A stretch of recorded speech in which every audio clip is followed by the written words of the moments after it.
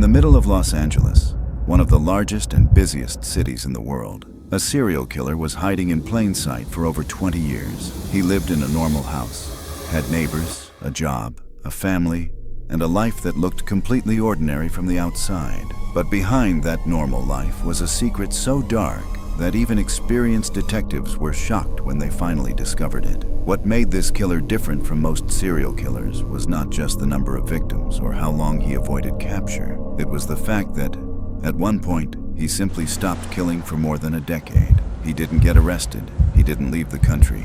He didn't die. He just stopped. Then, years later, he started again as if nothing had happened. Police would later give him a name that sounded like something from a horror movie: the Grim Sleeper. His real name was Lonnie Franklin Jr., and his case would become one of the most disturbing serial killer investigations in American history, not just because of the murders, but because of how long he was able to get away with them. This is the story of the Grim Sleeper. To understand this case, we have to go back to the 1980s in Los Angeles, specifically South Central Los Angeles. At the time, the area was struggling with crime, poverty, gang violence, and the crack cocaine epidemic. Many neighborhoods were unsafe, and police departments were overwhelmed with cases. During this time, many women in the area were struggling with addiction, homelessness, or survival on the streets. These women were often ignored by society, and sadly, their disappearances did not always receive immediate attention from police or media. This made them vulnerable,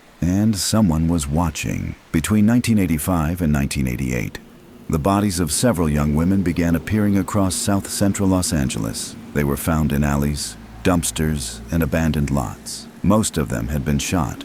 Many had been sexually assaulted. At first, police did not realize the cases were connected. They were treated as separate murders, which unfortunately was common in an area with high crime rates at the time. But detectives eventually noticed a pattern. The victims were mostly black women in their 20s and 30s. Many had been shot with the same type of gun. Their bodies were often dumped in similar locations. Slowly, investigators realized they might be dealing with a serial killer. But before they could build a strong case or find a suspect, something strange happened. The murders stopped completely. No more bodies, no more similar crime scenes, no more patterns. The killer had disappeared. Police believed the killer might have died, been arrested for another crime, or moved away. The case slowly went cold, and over time, fewer detectives were assigned to it.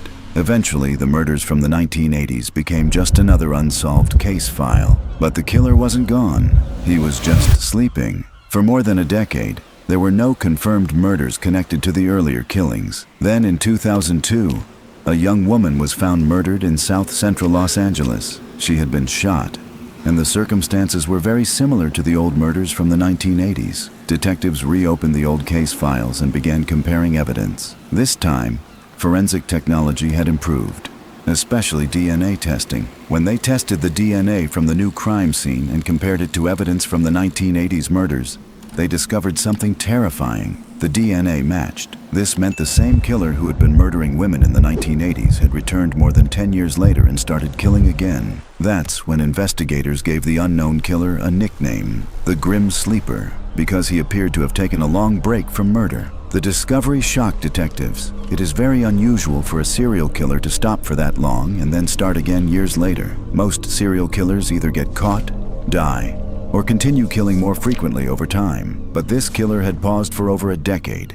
and then resumed his crimes as if nothing had happened. Now, the case became a top priority. Detectives believed the killer might have murdered far more victims than they originally thought, possibly dozens. The problem was that many of the victims lived high-risk lifestyles, and some disappearances were never reported, meaning the true number of victims might never be known. The police needed a suspect, but they had no name, no face, and no clear leads. The only major evidence they had was DNA, and that DNA would eventually lead them to a shocking discovery. For years, detectives tried to match the DNA from the crime scenes with DNA in criminal databases, but nothing came up. The killer had never been arrested for a serious crime that required DNA collection, so he wasn't in the system. Then, investigators decided to use a controversial method called familial DNA searching. This method doesn't look for an exact match, but instead looks for partial matches that might belong to a relative of the suspect, like a son, brother, or cousin. Eventually, they found a partial DNA match connected to a young man who had been arrested for a weapons charge. When detectives investigated further, they discovered that the young man's father lived in South Central Los Angeles. His name was Lonnie Franklin Jr.